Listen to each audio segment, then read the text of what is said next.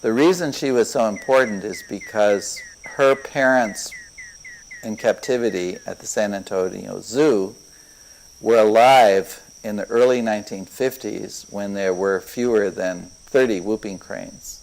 Genetically, this pair was very important.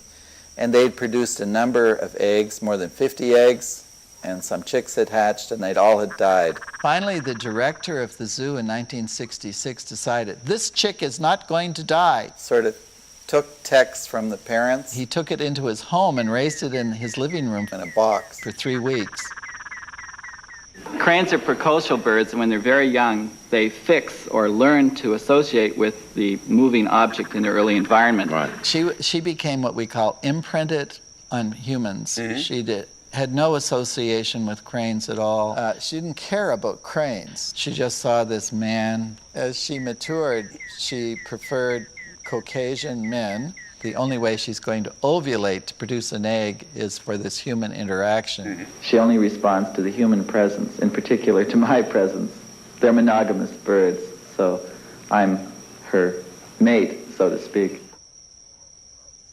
Every once in a while, she would want to dance, so she'd stick her head in the door and do this special call, and I'd go out and I'd dance with her, maybe 5 or 6 times a day. And so on the days of insemination, 2 days a week, the semen was collected early in the morning at Patuxent by Dr. G. In the meantime, that morning, I would not respond to Tex when she wanted to dance. I'd give her the cold shoulder and continue typing. So by the time the semen arrived around 2 in the afternoon, something like that, I would go out and I would dance with Tex, and she'd get all excited. She'd spread her wings for copulation. I would stroke her back and point her in the opposite direction from the door of my shack, and they would run out and insert the little tube into her oviduct, and that's where they would deposit the semen.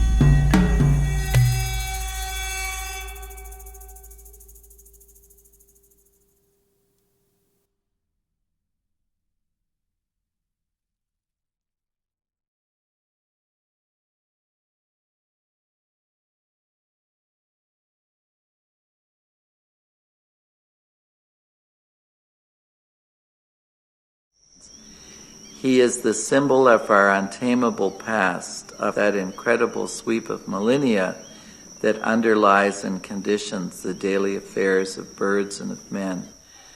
When we hear his voice, we hear no mere bird. He's the trumpet in the orchestra of evolution.